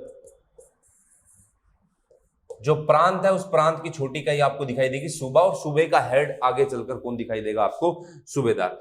15 सूबा के अंदर उसने बांट दिया और 70 परगना हुआ करती थी और 5 सरकारें हुआ करती थी। 5 सरकार कौन कौन सी है, सरकार दिल्ली, सरकार रेवाड़ी, सरकार हिसार फिरोजा और सरकार मेवाती और सरकार हिंद। ये 5 सरकार अकबर ने अपने टाइम पीरियड पे हरियाणा के अंदर बनाई। फिर आगे चलकर आप लोग लेटर मुगल पीरियड देखते हो और उस लेटर मुगल पीरियड में आपको अलग अलग दिखाई देंगे, हालांकि वो कुछ ज्यादा है नहीं, तो वो आप लोग देख लेना, वो आपको नोट्स दे दूंगा, उसमें कुछ ज्यादा चीजें आप लोग को ध्यान रखनी नहीं। वही शेख चिल्ली का मकबरा वगैरह बना, ये सारी चीजें बनी, ये सब हुआ। एक जो आपको इंफॉर्मेशन ध्यान रखनी है वो ये याद रखनी, अहीर रूलर जो घड़ी बोलनी रेवाड़ी का है, वहां पर अहीर रूलर हुआ करते थे। किसके टाइम पीरियड पे, औरंगजेब के टाइम पीरियड पे। नंदराम या फिर राव गुजरपाल, ये सारे के सारे आपको मेन यहाँ के दिखाई देंगे। इनके बाद बाल किशन जी बने, तो ये अहीर रूलर रहे जिन्होंने कुछ टाइम तक हरियाणा के इस क्षेत्र के अंदर रूल किया। फिर आगे चलकर इन्हीं में ही आपको राव तुलाराम दिखाई देंगे जो 1857 में रिवोल्ट में पार्टिसिपेट करेंगे। उनके ही भाई गोपाल राव गोपाल सिंह वो भी पार्टिसिपेट करेंगे। एक फिर आपको ध्यान रखनी है कौन सी बैटल, बैटल ऑफ करनाल, जो कि कब लड़ी गई, 1739 के अंदर। आपको पता होगा इस बैटल ऑफ करनाल ये नादिर शाह और किसके बीच में, अहमद शाह अब्दाली। जो इसी बैटल के अंदर, करनाल के इस बैटल के अंदर जो रोशन अख्तर थे उसके जो सर में जो कोहिनूर हीरा लगा हुआ था वो छीन कर ले जाते हैं, और छीन कर जब ले जाते हैं तो बढ़ते बढ़ते फिर आगे चलकर डलहौजी के पास आता है और फिर आज के टाइम पे वो लंदन के अंदर है कोहिनूर हीरा। तो ये कुछ चीजें आप लोग को, तख्ते ताउस लूट लिया था इसी टाइम पीरियड पे और काफी लूटमार की थी यहाँ पर, कौन से बैटल के अंदर, करनाल के अंदर। हाँ, ये एग्जाम में क्वेश्चन आया था कि करनाल की बैटल कब हुई थी, बेसिक है, ठीक है, तो ये थोड़ा सा आप लोग ध्यान रखना। Third battle of Panipat Maratha सरदार सदाशिवराव भाऊ और अहमद शाह अब्दाली के बीच में कब हुई थी, 1761 में। इस थर्ड बैटल ऑफ पानीपत में, पानीपत में एक जगह है जिसको कहा गया काला अम्ब। अब ये जो काला अम्ब है ये आगे पढ़ाऊंगा मैं आप लोग को। नाम से ही पता चल रहा है काला आम। अब कहा जाता है कि इसके अंदर मराठा सरदारों का इतना खून बहा था कि यहां पर जो आम का पेड़ था वो काला पड़ गया था, और हरियाणा सरकार ने इसको, इस जगह को वॉर हीरो मेमोरियल नाम से भी डिक्लेयर किया गया है। ठीक है, तो थर्ड बैटल ऑफ पानीपत ये कब लड़ी गई? ये लड़ी गई 1761 के अंदर। काला अम्ब का संबंध थर्ड बैटल से ही है, और वार हीरो मेमोरियल का भी रिलेशन किससे है? काला अम्ब से है। जो अब एक व्यक्ति और आता है जॉर्ज थॉमस, उसके बारे में कुछ ज्यादा चीजें है नहीं। जो बेगम समरू होती है उसकी सेना के अंदर ये होते हैं, तो बेगम समरू की सेना छोड़कर फिर नजफ कुली खान की मदद करने के लिए जाते हैं जॉर्ज थॉमस, और फिर ऐसे ऐसे अलग अलग चीजें उनकी दिखाई देगी। वो ज्यादा कुछ है नहीं, नोट्स में आपको वो मिल जाएगा। अब जो इंपॉर्टेंट चीजें हैं जहां से क्वेश्चन बनना ही बनना है, कहोगे अब से क्वेश्चन नहीं बनना था। देखो मैं थोड़ा सा चीजें इस तरीके से बढ़ रहा हूं कि ताकि आप लोगों को ज्यादा भी वो ना लगे और कम भी ना लगे। अब कुछ इमारतें हैं, एंशिएंट मॉन्यूमेंट्स है, कुछ टॉम्ब है, वो थोड़े से आपको ध्यान रखने हैं। कुछ ऐसे होंगे जो सिर्फ मैं आपको बताऊंगा ये यहां पर होंगे, कुछ ऐसे होंगे जिनकी जानकारी थोड़ी सी आप लोग ज्यादा ले लोगे। सबसे पहले आपका आता है इब्राहिम लोदी मकबरा। इब्राहिम लोदी का सबको पता है, ये इब्राहिम लोदी का मकबरा, एक है इब्राहिम खान का मकबरा और एक है इब्राहिम लोदी का मकबरा। इब्राहिम खान का मकबरा नारनौल में दिखाई देगा, इब्राहिम लोदी का मकबरा पानीपत में। फर्स्ट बैटल में जब इब्राहिम लोदी की हार होती है, तो हार के बाद इब्राहिम लोदी मारा जाता है और वहीं पर इसको दफना दिया जाता है, और इसी को कहा जाएगा इब्राहिम लोदी का मकबरा। तो पानीपत के अंदर है, 1526 के अंदर बसाया गया था। अब इब्राहिम लोदी का मकबरा, उसके बाद आपको अगला जो फोर्ट दिखाई देगा, ये सब के सब हिस्ट्री से ही जुड़े हुए हैं। बल्लभगढ़ का तालाब, अम्ब्रेला या इसको छतरी बोल देते हैं, और 14 किला। बल्लभगढ़ के जो राजा है 1818 के अंदर, जो राजा अनुराग जो थे, अनुराग है भैया बल्लभगढ़ के, उनकी विधवा पत्नी ने ये बनाया था, और जो अजय सिंह है उनकी याद में भी ये बनवाया गया है। और कहां पर है? बल्लभगढ़ का तालाब, छतरी, ये आपको बल्लभगढ़ फरीदाबाद में दिखाई देगा। ब्लैक अम्ब, मैंने आप लोग को अभी बताया कि ये ब्लैक अम्ब ये पानीपत में है, और जो लड़ाई हुई थर्ड बैटल अहमद शाह अब्दाली और मराठा सरदार सदाशिव राव भाऊ के बीच में 1761 में, तो तब इसको बनाया गया। और 1761 में यहाँ पर जो आम का पेड़ था वो काला पड़ गया, और सरकार ने इसको वॉर हीरो मेमोरियल्स नाम से डिक्लेयर किया है। तो ये काला अम्ब कहां पर है? पानीपत के अंदर है। ये आपको ध्यान रखना है, ठीक है। देखो मैं आप लोग को एक चीज बताता हूं, एक चीज ध्यान रखो, आप लोग चीजें पढ़ो लेकिन उतना मत डूबो कि डूबते ही चले जाओ। मेंस के अंदर ये आना है नहीं है कि इंपॉर्टेंस आपसे पूछे कि बताओ नागर शैली बेसर शैली के अंदर कौन सा है, तो स्कूल ऑफ आर्ट इनका कौन सा, उतना हम लोग नहीं जाते हैं। पढ़ाने को मैं और ज्यादा करा दूंगा, कोई दिक्कत नहीं है, लेकिन अभी तक लगभग 20-22 क्लास आपकी हो चुकी है, 20-21 क्लास मोर देन इनफ है। जो बची हुई चीजें वो नोट्स के अंदर कर लेना। मेरा एक ही एम है कि आपका जो एग्जाम है, मैं आपको ये मार्कर नहीं पकड़वाऊं कि आप कल की डेट को जाकर कहीं पर पढ़ाने लगो। मेरा एक ही मेन ऑब्जेक्टिव है कि मैं जब चीजें कराऊं तो आप डीएसपी या एसडीएम की पोस्ट पर आओ, ना कि आप मेरी जगह पर ऐसे इस तरीके से आप पढ़ाओ। तो वो आपका मेन एम होना चाहिए, और इतनी चीजें मोर देन इनफ है। वो आप लोग बार बार उसको रिवाइज करते रहो, नोट्स को आप पढ़ते रहो। जितना आप करोगे उतना ही ज्यादा अच्छा स्कोर कर पाओगे, ठीक है। तो ये आपका हुआ कौन सा? काला अम्ब। एक है आपका किशोरी महल। किशोरी महल 12 खंबा छतरी। अब ये जो किशोरी है ये कौन है आपको समझना है। जो जाट नेता थे राजा सूरजमल, उनकी पत्नी है कौन? किशोरी। और उसी किशोरी महल के लिए इन्होंने कौन सा बनवाया है? ये किशोरी महल बनाया है। कहां पर है ये आपको दिखाई देगा होडल नगर, जो कि होडल तो पड़ता है आपका पलवल में, किशोरी महल ये आपका दिखाई देगा फरीदाबाद के अंदर। 1754 से 64 के अंदर इसको कंस्ट्रक्ट किया गया था। किशोरी राजा सूरजमल की वाइफ थी। अब देखो ज्यादा कुछ इनके बारे में ऐसा सच कुछ दिखाई नहीं देगा, लेकिन आप लोग ये किशोरी महल ध्यान रखना। काबुली बाग, ये इंपॉर्टेंट है। काबुली बाग आपका कहां पड़ता है? पहले तो ये नाम किसके नाम पर आया वो भी ध्यान रखना है। ये भी आपका पानीपत के अंदर है, बाबर है भैया। जब फर्स्ट बैटल हुई तो फर्स्ट बैटल में जीतने के बाद बाबर जो है, बाबर की जो पत्नी थी या बोल सकते हैं उनकी प्रेमिका जो थी, मुसम्मद काबुली बेगम, उनके लिए इन्होंने इस काबुली बाग का निर्माण करवाया। कहां पर? पानीपत के अंदर। और आप देखोगे इब्राहिम लोदी का मकबरा, काबुली बाग, काला अम, ये नजदीक नजदीक आप लोग को दिखाई देंगे। तो किसकी याद में है? क्वीन मुसम्मद काबुली बेगम, तो काबुली बाग इसको कहा गया। अगला है सलारगंज गेट। नवाब जो सलारगंज है उनके नाम पर ये पड़ा है, और ये भी कहां पर है? आपका पानीपत के अंदर है सलारगंज गेट। जींद का किला, जींद के पहले राजा राजा गजपत सिंह 1775 के अंदर इस किले को जीतते, और यहां पर जींद का किला, अब नाम से ही पता चल रहा है कहां पर है ये, जींद के अंदर। लेकिन आपसे ये पूछ सकता है कि जींद जो है जयंती देवी नगर के नाम से है, और 1775 में जींद के पहले राजा कौन बनते हैं? गजपत सिंह, वो इस किले का निर्माण करते हैं। रेवाड़ी, अब रेवाड़ी के अंदर देखो क्या क्या दिखाई देगा। एक तो आपको दिखाई देगा बाग वाला तालाब, दूसरा आपको दिखाई देगा जो पुरानी तहसील है रेवाड़ी की, वहां पर दिखाई देगा आपको राव तेज सिंह का तालाब।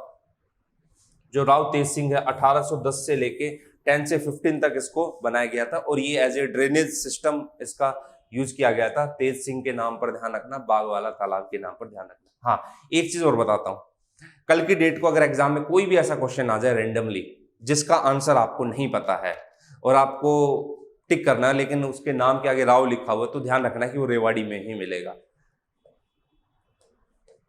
देखो जल महल, जो नारनौल नगर है, अब इसके बारे में, जल महल के बारे में थोड़ा सा मैं आप लोग को बता देता हूं। इसको 1591 के अंदर जो नारनौल के जागीरदार थे शाह कुली खान, उन्होंने बनाया था। देखो शाह कुली खान कौन है? पहले तो थोड़ा सा जागीर के बारे में एक बार समझ लो। जागीर, इस जागीर का मतलब क्या होता है? जागीर भूमि। जागीर में फिर अलग अलग टाइप की भूमि होते थे। वेतन के बदले भूमि देना, भूमि के बदले वेतन, ये वाली स्टोरी यहां पर चलती थी। तो यहां पर क्या है कि जब सेकंड बैटल हुई थी पानीपत की 1556 के अंदर, तो हेमू को पकड़वाया था किसने? शाह कुली खान ने। हेमू की हार हुई थी और उसको पकड़वाने में किसका नाम था? शाह कुली खान का। तो अकबर ने इस चीज से खुश होकर उसको नारनौल की जागीरदारी दे दी थी, और यहीं पर उन्होंने क्या बनाया? जल महल बना दिया। तो ये थोड़ा सा ध्यान रखना है कि सेकंड बैटल के बाद नारनौल की जागीरदारी किसे दी? शाह कुली खान। कौन थे? हेमू को पकड़वाया था सेकंड बैटल के अंदर। अब आता है आपका इब्राहिम खान टॉम, इब्राहिम खान का मकबरा। अब ये इब्राहिम खान कौन है? ये इब्राहिम लोदी अलग है, इब्राहिम खान अलग है। ये आपको दिखाई देगा, ये भी कहां पर है? यहां पर लिखा हुआ नहीं है, नारनौल के अंदर। अब कई लोग कहेंगे नहीं सर महेंद्रगढ़ में है। अरे कुछ फर्क नहीं पड़ता। एक चीज मैं आप लोग को बताता हूं भाई, देखो सुनना, बीच में एक स्टूडेंट ने क्वेश्चन भी मेरे से पूछा था कि सर आपने मेवात लिखवा दिया, मेवात लिखवा दिया, नो है। पता है यार क्या है, हम लोग कई सालों से मान लो एक नाम को यूज करते आ रहे हैं, और आज भी अगर आप लोग उस गांव में या वहां पर भी जाओगे ना, तो आपको मेवात ही दिखाई देगा। वहां के लोगों से पूछोगे ना, वो नू नहीं मेवात ही कहेंगे। हालांकि उसका नाम चेंज हो गया नू, लेकिन जुबान से एकदम से जाना वो थोड़ा सा मुश्किल है। और मैंने वीडियो के अंदर बता भी दिया कि मेवात नू शायद बहुत बार कहा है ये वीडियो के अंदर, और कोई फर्क नहीं पड़ता कि वहां पर मेवात या नू लिख दिया है। इवन हरियाणा के तो बहुत सारे एग्जाम भी ऐसे हुए हैं कि जब नूह का नाम बदल गया था तो भी ऑप्शन के अंदर मेवात रहा। तो ये मत सोचो कि यार कि वो सर उस तरीके की चीजें बता रहे हैं तो उससे हमारा क्वेश्चन गलत हो जाएगा। कुछ नहीं होने वाला, सारी चीज ठीक रहेगी। एक इंफॉर्मेशन और दे देता हूं मैं। तो स्टार्टिंग के अंदर जो मैंने हरियाणा का मैप है वो ऑफिशियल साइट से उठाया था, जो था वो एज इट इज, क्योंकि हरियाणा की ज्यादातर साइट्स पे चरखी दादरी को नहीं दिखाया गया था। वो अकेला ऐसा मैप था जिसमें चरखी दादरी दिखा रखा था। हाँ, उसमें नूह नहीं लिखा हुआ था, मेवात लिखा हुआ था, नूह सेंटर लिखा हुआ था, लेकिन वो मैंने बाद में डिस्कस भी कर दिया था, तो उसमें कंफ्यूज ज्यादा आप लोग को नहीं होना है। हरियाणा की ज्यादातर साइट्स के ऊपर हरियाणा को जैसे रफली उन्होंने लिख दिया, नॉर्दर्न पार्ट में रफली उन्होंने हरियाणा का एरिया लिख दिया। तो कुछ कुछ छोटी छोटी है ना, हम उसको एग्जैक्ट गलती भी नहीं कहेंगे। मैं बोलता हूं कि मेरे से नॉर्दर्न पार्ट में है और एग्जैक्ट उसकी लोकेशन नॉर्थ वेस्ट है। तो ऐसा नहीं कि ऑफिशियल साइट्स पे तो सारी चीजें एकदम से धुली धुलाई मिलेगी, नहीं, माइनर गलती भी हो सकती है। तो ध्यान रखना कि जो चीजें हैं, ऐसा नहीं कि मेरे से नहीं हो सकती, मेरे से भी हो सकती है। जैसे कई बार टाइपिंग एरर आ जाए, टाइपिंग मिस्टेक आ जाए, तो वो थोड़ी सी चीजें आप लोग को उस हिसाब से देख लेनी है, लेकिन हाँ ओवरऑल चीजें आपको ठीक मिलेगी। जो मैप के अकॉर्डिंग मैंने जो नूह लिखा है, मेवात लिखा है, वो नाम तो नूह ही है, लेकिन जनरली मेवात ही बोला जाता है। आज भी आप वहां पर जाओगे ना, या उसके आसपास के गांव जाओगे और कहोगे कि मेवात नहीं, दूसरे जैसे मान लो गुरुग्राम के आसपास के मेरे को नूह जाना है, तो नूह एक पर्टिकुलर जगह को सोचते हैं, वो डिस्ट्रिक्ट को नहीं सोचते। उनको कहोगे मेवात जाना है तो अच्छा मेवात डिस्ट्रिक्ट, ठीक है। आज भी जैसे हम जिस एरिया से बिलोंग करते हैं, आज भी गुरुग्राम कोई नहीं बोलता, गुड़गांवा ही बोला जाता है, क्योंकि जुबान पर है भाई। जो चीज हम लोग 21-22 साल से, जो चीज 25 साल से, मतलब जो भी टाइम पड़ रहा है उससे बोलते आ रहे हैं, और वो एकदम से जुबान से निकालना थोड़ा सा मुश्किल होता है। पहले के लोग तराइन तराइन, तरावड़ी तरावड़ी, तरोड़ी बोलते थे, करनाल आने में उनको टाइम लगा, ठीक है। खैर ये है। तो इब्राहिम खान, इब्राहिम लोधी अलग अलग है। इब्राहिम खान कौन थे? ये लोधी के टाइम पे जागीरदार हुआ करते थे पानीपत रीजन के। तो सॉरी, लोधी के टाइम पे जागीरदार थे, लेकिन हाँ इब्राहिम लोधी नहीं रहे। अब इब्राहिम कौन है? शेरशाह सूरी जो है, शेरशाह सूरी के ग्रैंडफादर इब्राहिम खान, उन्होंने इसको क्या कराया है, कंस्ट्रक्ट कराया है। कौन से मकबरे को? इब्राहिम खान। और ये कहां पर है? नारनौल, महेंद्रगढ़ के अंदर। ये आपको ध्यान रखना है। इसी नारनौल के अंदर आपको चोर गुंबद वगैरह भी दिखाई देगा। फिर एक है होडल की सराय, जो कि कहां पर पड़ती है? पलवल में, और इसको वही जाट नेता राजा सूरजमल ने बनवाया है। पलवल का किला, ये मुगल एज का एग्जाम्पल है। 1880 के आसपास इसको बनाया गया था, रिकंस्ट्रक्ट किया था किसने? ब्रिटिश ईस्ट इंडिया कंपनी ने। और मुगल एज के टाइम पीरियड पे ये डेवलप हुआ था पलवल का किला। अगला महेंद्रगढ़ के अंदर देखना, एक तो आपका आता है राय मुकुंद दास का टीला। ये जो मुकुंद दास का टीला है, जो नारनौल के दीवान थे उनके टाइम पीरियड पे बना है, और इसको बीरबल का छत्ता भी कहा जाता है। बीरबल का छत्ता हुआ, बीरबल की छतरी हुई, बीरबल का अम्ब्रेला हुआ, वो सब किसको कहा जाता है? राय मुकुंद दास का छत्ता, ठीक है। एक है चोर गुंबद, इसको बनाया था जमाल खान, एक अफगानी थे, उन्होंने चोर गुंबद।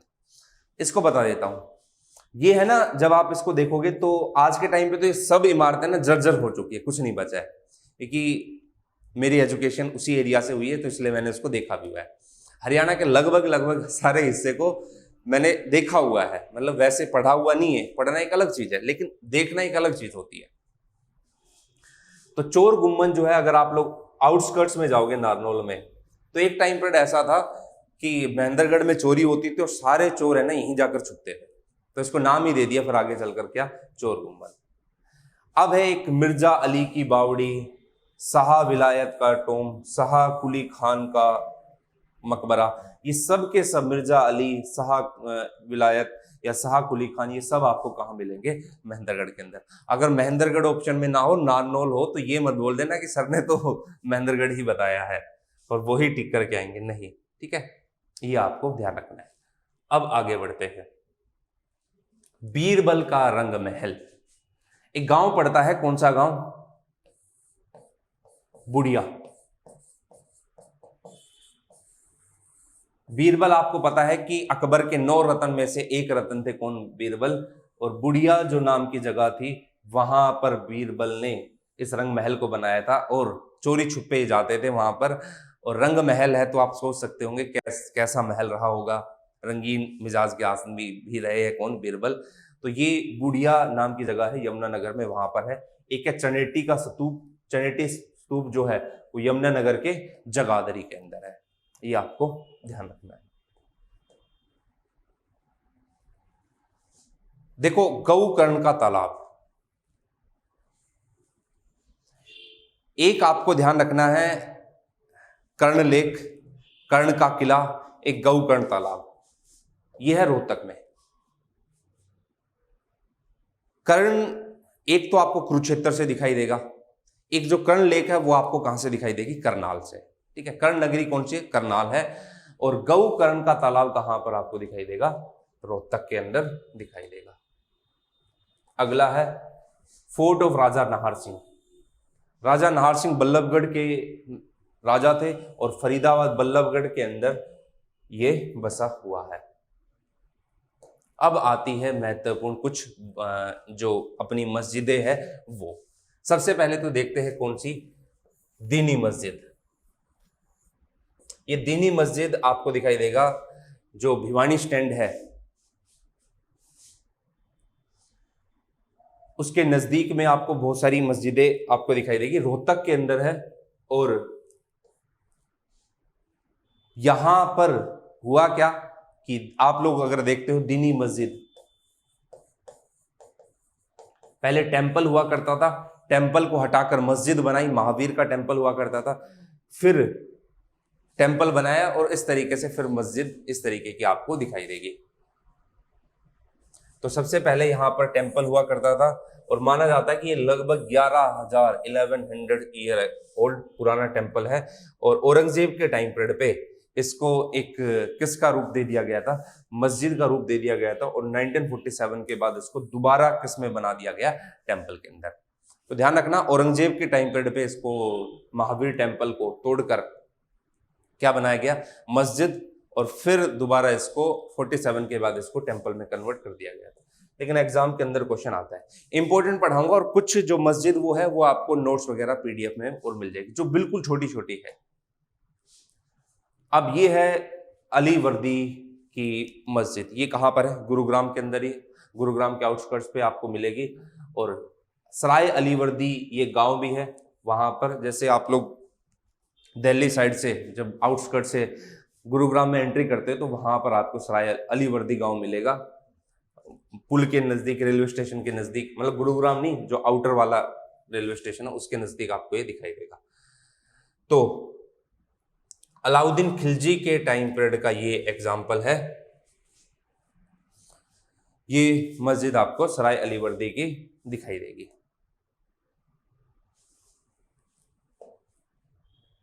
और यहां पर आज के टाइम पे भी जो काजी वगैरह है वो इसको प्राचीन मानते हैं। एक है रेवाड़ी की लाल मस्जिद और एक है लाल मस्जिद, दोनों में फर्क है। तो ये जो रेड मॉस्क्यू लाल मस्जिद या लाल रंग की मस्जिद, इसमें कंफ्यूजन रहता है। हालांकि इसको रेड मॉस्क्यू ऑफ रेवाड़ी कहा जाता है। 1570 में बनी थी अकबर के टाइम पीरियड पे और ये कहां पर है? रेवाड़ी के अंदर। एक लाल मस्जिद और आएगी, वो भी आप लोग को देखनी है। एक है आपकी काजी मस्जिद, ये आपको जो 22 किलोमीटर रोहतक जो झज्जर मार्ग है, दुचाना जो है, वहां पर आपको दिखाई देगी। और काजी के नाम पर, काजी जी के नाम पर इसका को बनाया गया है, ठीक है। और कहा जाता है कि दुचाना गांव एक महेंद्रगढ़ में पड़ता है, एक झज्जर के अंदर भी पड़ता है। एक है शीशे वाली मस्जिद, ये जो शीशे वाली मस्जिद है ये आपकी कहां पर है? रोहतक के अंदर है। और एक आज के टाइम पे एक काफी अच्छा एग्जाम्पल है किसका? आर्टिस्टिक व्यू का। और ये आपकी कहां पर देखोगी? शीशे वाली मस्जिद। ये है लाल मस्जिद, ये भी कहां पर है? रोहतक के अंदर और भिवानी स्टैंड के नजदीक। 1939 के अंदर हाजी आसिक अली ने, एक मर्चेंट थे, उन्होंने इसको लाल मस्जिद को बनाया था। तो ये कुछ मस्जिद वगैरह हरियाणा की आप लोग को दिखाई देगी जो आपको ध्यान रखनी है। अब कुछ एक मीर मजार, पीर नवजा, इनकी दरगाह वगैरह वो आप लोग को मैं पीडीएफ में प्रोवाइड करवा दूंगा, उसमें ज़्यादा चीज़ें आप लोग को नहीं देखनी है। तो ये कुछ मस्जिद के बारे में आप लोग को ध्यान रखना है। तो अब हम डिस्कस करते हैं हरियाणा के जो डिफरेंट डिफरेंट डांसेस है, नृत्य है वो। हालांकि अपने हरियाणा में यहाँ पर तो डांस जो है वो किसी त्योहार की मोहताज नहीं होता, हमारे यहाँ तो हमेशा डांस चलते हैं। और इंडिया में डांस पाए जाते हैं और हरियाणा में डांस होते हैं हम लोग डांस नहीं बोलते, डांस बोलते हैं। ठीक है, कई जगहों पर ये स्पेल किया जाता है। ठीक है, एक बार समझते हैं कौन कौन से डांस है हरियाणा के। तो सबसे पहले तो फोक कल्चर के अंदर हरियाणा के फीमेल डांस देखते हैं। डायरेक्ट क्वेश्चन आएगा कि कब किया जाता है, और एरिया तो खैर आपको बेसिक पता है कि लगभग हर एरिया में है, लेकिन हाँ मेन क्या है इसके अंदर वो आपको थोड़ा सा ध्यान रखना है। तो फीमेल फोक डांस, फीमेल के अंदर कौन कौन से आते हैं? सबसे पहले आता है खोड़िया डांस। ये जो खोड़िया डांस है ये कब किया जाता है? ये तब किया जाता है जब बारात चली जाती है, और किसकी तरफ से? लड़की पक्ष की तरफ से, लड़के पक्ष की तरफ से किया जाता है, और तब तक किया जाता है वहां की औरतों के द्वारा जब तक कि बारात वापस नहीं आ जाती। ठीक है, और हरियाणा का ये कल्चर रहा है, हरियाणा की ये संस्कृति रही है कि हमारे यहाँ पर हर त्योहार पर, इवन गम में भी, जब बुजुर्ग की मौत होती है तब भी डांस किया जाता है। तो नए वधू पक्ष, वर पक्ष के लिए, नए जोड़ों के लिए डांस किया जाता है। और राजस्थान के अंदर डोगरी के अंदर इसको कमन कहा जाता है, राजस्थान के अंदर तरतिया टुटकी कहा जाता है, ब्रज के अंदर खोइया कहा जाता है, नकतुरा उत्तर प्रदेश में, स्टेली कहाँ पर, कुमाऊं क्षेत्र के अंदर इसको कहा जाता है। तो ये कौन सा डांस है? खोड़िया डांस, जो कि बारात जाने के बाद फीमेल के द्वारा किया जाता है। अगला होता है छठी डांस। छठी डांस कब होता है? जब किसी बच्चे का जन्म होता है, तो जन्म का जो छठा दिन होता है, 6th डे पर ये किया जाता है। अब हमारे यहाँ पर छठी, देखो संस्कार में भी अगर आप लोग देखोगे तो इस टाइम तक बच्चा लगभग 2 संस्कार एग्जैक्ट आप लोग देख लेना क्रॉस कर चुका होता है, एक नए तीसरे संस्कार की तरफ आगे बढ़ता है। और जब 6 दिन पूरे होते हैं तब ये डांस किया जाता है, छठी डांस। और सबसे खास बात क्या है इस छठी डांस में? आज के टाइम पे जिस दिन छठी होती है, देखो हमारे यहाँ है ना, हरियाणा के अंदर कपड़े है ना 2 ही चीजों पर, पूरे घर के कपड़े 2 ही चीजों पर धुलते हैं। वैसे हम लोग कपड़े नहीं धोते। एक तो तब जब छठी होती है पूरे घर के कपड़े धोए जाते हैं। एक कब, जिसको बोलते हैं सुत्तक और शावड़ हरियाणवी लैंग्वेज में, और ज्यादा समझ लो तो एक तब जब घर में किसी की डेथ होती है, तो उस टाइम पे फिर पूरे घर के पूरे कपड़े धो दिए जाते हैं। तो वो उसको अपनी लैंग्वेज में सुत्तक और सावड़ बोलते हैं भाई। अब छठे दिन पे किए जाते हैं, और इस टाइम पे उबले हुए गेहूं और चने जो होते हैं वो दिए जाते हैं। अब आपको पता होगा इन उबले हुए गेहूं और चने को आप अपनी लैंग्वेज में पता नहीं क्या बोलते हो, हमारे यहाँ पर इसको कहा जाता है बाकली। तो एग्जाम में हो सकता है ये क्वेश्चन भी बन जाए कि बाकली कब बांटी जाती है, लेकिन हाँ ऐसा तो नहीं पूछेगा क्योंकि ये लोकली नेम है। तो ये छठी डांस के ऊपर। अगला है झूमर। झूमर जो है एक ऑर्नामेंट है, ज्वेलरी है जो सर पर पहनी जाती है। किसके साथ? ओढ़नी और दामन होता है, और नीचे जो घाघरा होता है वो, और उसके साथ फिर झूमर डांस होता है। और ये जो झूमर डांस है ये आपको राजस्थान के अंदर भी आपको काफी फेमस दिखाई देगा। हरियाणवी क्लोथ ओढ़ने और दामन के साथ ये पहना जाता है। और उसके साथ एक गाना काफी फेमस भी हुआ था कि मेरा दामन सीमा दे ओढ़न दिखे बीरा। तो वो ओढ़नी और दामन के साथ वो नाचती है औरतें, उस टाइम पे काफी फेमस हुआ था झूमर डांस। झूमर एक ज्वेलरी, उसके साथ ही किया जाता है। ठीक है, मैरिड वुमेन जनरली पहनती है इसको। अगला है तीज डांस। ये कब किया जाता है? जब तीज होती है सावन मंथ के अंदर, वहां पर वुमेन के द्वारा कलरफुल ट्रेडिशन के साथ ये किया जाता है। जो सावन शुक्ल होता है तीज का, तब ये किया जाता है। और एंशियंट नेम जो इसका था मधुसुरवा था। ये थोड़ा सा आप लोग ध्यान रखना, तीज के त्योहार पर एक त्योहार आने की खुशी में डांस किया जाता है। फिर अगला डांस आपका आता है लूर डांस। लूर नृत्य, नाम से पता चल रहा है लूर। ये जो लूर है ये होली के 2 हफ्ते पहले तक किया जाता है। और इसकी ये चीज होती है कि इस डांस को फीमेल ये डांस करती है और मेल इस डांस को नहीं देख सकते। प्रॉब्लम एक चीज और आई थी, मैं आप लोग को बताऊं तो प्रॉब्लम ये आई थी कि एक टाइम के बाद ये डांस इतना फॉरवर्ड हो चुका था, थोड़ा सा वल्गर टाइप में जाने लगा था, तो सरकार ने इसको लेकर कुछ स्टेप भी उठाए। लेकिन हाँ, अपना कल्चर है, मैं कुछ नेगेटिव नहीं बोल रहा हूँ, लेकिन कुछ एरिया में ऐसा देखा गया था। राजस्थान के अंदर, पंजाब के अंदर, राजस्थान में इसको घूमर बोलते हैं, पटका यूपी में बोलते, गिद्धा पंजाब में बोलते, गिद्धा पावा बोलते हैं ना, तो वो है। हमारे यहाँ पर लूर डांस है, ठीक है। तो ये ध्यान रखना है आपको, लूर डांस। अगले डांस पर चलते हैं, अगला है मंजीरा। मंजीरा क्या होता है आपको पता है? मंजीरा एक डिवाइस होता है, एक यंत्र होता है बजाने वाला डिवाइस, उसके साथ ये किया जाता है। जो ढोल नगाड़े होते हैं, मंजीरा, उसके साथ ये किया जाता है। और हमारे यहाँ मंजीरा, ढोल नगाड़े, ये मंजीरा वगैरह तभी बजाया जाता है जब रात के टाइम पे कोई जागरण होता है या कुछ इस टाइप की चीजें होती है, तो उस टाइम पे ये किया जाता था। हालांकि बोथ मैन और वुमेन दोनों इसको करते हैं। एक है रास नृत्य, ठीक है, भगवान श्री कृष्ण से जुड़ा हुआ है, उनकी रास लीलाओं से जुड़ा हुआ है।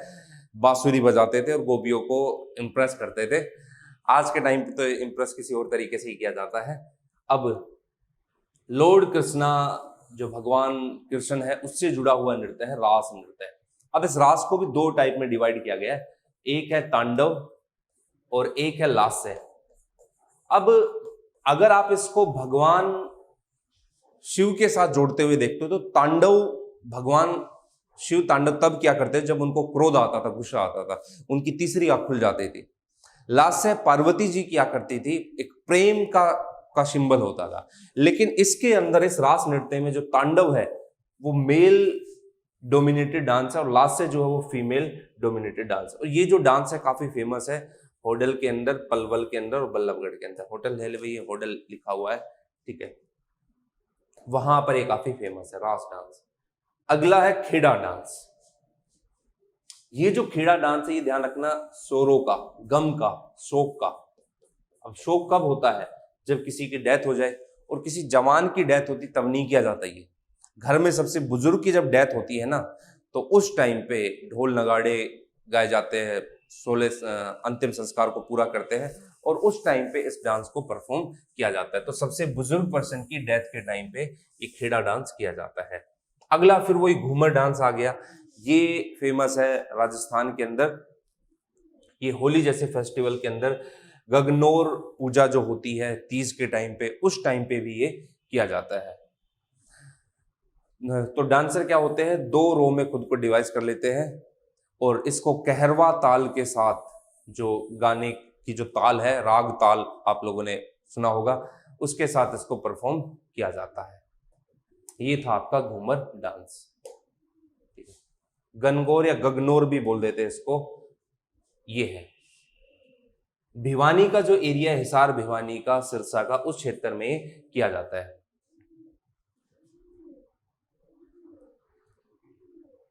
तो इसके साथ कुछ कहानी जुड़ी हुई है।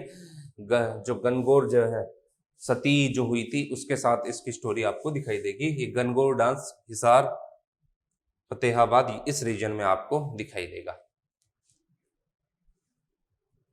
जो कुंवारी जो कन्याएं होती है, वो एक सौभाग्य पति मिले, एक अच्छा पति मिले, उसके लिए गनगौर डांस किया जाता है। अब आता है मेल फोक डांस। हमारे मेल तो भाई कोई और ही डांस करते हैं।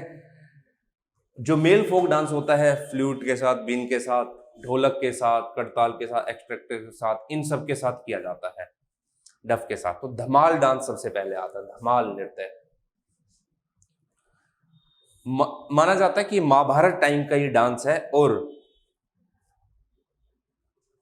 इस डांस के अंदर जो रणबांकुरे होते, जो हीरोज होते हैं स्टेट के, वो एक तरीके का डांस दिखाते हैं। और जो धमाल डांस है, उस धमाल डांस में माना जाता है कि एक तरीके से वीरता और जो एक तरीके का तांडव होता है ना, वो वाला डांस किया जाता है इसके टाइम पर। ठीक है, तो ये कौन सा था? मेल फोक डांस के अंदर आपका धमाल डांस। फिर अगला आता है आपका गूगा डांस। तो हमारे यहाँ पर जो गूगा नवमी होती है, तो जैसे गाने भी गाए जाते, गुगा पीर की छड़ी छिन्नो कूद के पड़ी तो वो उस टाइम पे गाना गाया ये किया जाता है। तो सिंगिंग करते हैं, गुगा नवमी जब आती है तो उस टाइप पे गुगा नवमी पर ये गुगा डांस किया जाता है। तो ये थोड़ा सा आपको ध्यान रखना है। अगला है डफ डांस। ये ढोल नृत्य के साथ किया जाता है और एक टाइप का ये थिएटिकल जो थिएटर वगैरह होता है उसका नृत्य होता है। डफ मजीरा ये एक प्रकार का डिवाइस होता है, यंत्र होता है। अगला है आपका चौपाई डांस। चौपाई डांस देखना है। मैन जो है वो डमरू के साथ, जो डमरू होता है उसके साथ अपने हाथ में लेकर ये डमरू डांस, एक सेकंड, चौपाई डांस, हाँ, जो होते हैं 4 लाइन के अंदर सिंबल लिखा जाता है और भक्ति ट्रेडिशन को चौपाई बोलते हैं ना। चौपाई पढ़ते हैं, चौपाई क्या होती है? भक्ति से रिलेटेड, भगवान की चौपाइयां पढ़ रहे हैं, भगवान हनुमान जी की चौपाइयां पढ़ रहे हैं, तो ये जो चौपाई होती है उसके साथ ये गाया जाता है। और होडल जो क्षेत्र है इस एरिया के अंदर, फरीदाबाद के अंदर बर्ज एरिया है जो, वहां पर ये गाया जाता है। चौपाई तो भगवान से जुड़ा हुआ ये एक प्रकार का डांस है, जब भगवान की चौपाइयां पढ़ी जाती है, भक्ति से जुड़ा हुआ। डमरू डांस, हाथ में डमरू लेके और फिर इस तरीके का डांस किया जाता है। और भाई डमरू हाथ में कब लिया जाता है? भगवान शिव का सिंबल है और भगवान शिव मतलब शिवरात्रि के ऊपर किया जाता है। और आज के टाइम पे तो ये डांस तब करते हैं, शिवरात्रि आती है, हाथ में डमरू होता है और एक हाथ में भांग रगड़ते हैं और फिर गाना गाते हैं कि भांग रगड़ गए पिया करूं मैं कुंडी सोटे आड़ा सू, है ना। तब ये डांस किया जाता है। तो ये थे हरियाणा के कुछ फोक डांस, फोक कल्चर, जो मेल और फीमेल के थे और कहाँ कहाँ पर है, कैसे कैसे परफॉर्म किए जाते हैं, वो सारी चीजें मैंने आप लोग को दे दी है। तो चलिए मिलते हैं अब नेक्स्ट क्लास के अंदर। जो बाकी का बचा हुआ पोर्शन है वो थोड़ी लंबी क्लास लेके वहां पर मैं कवर करवा दूंगा। थैंक यू भाई।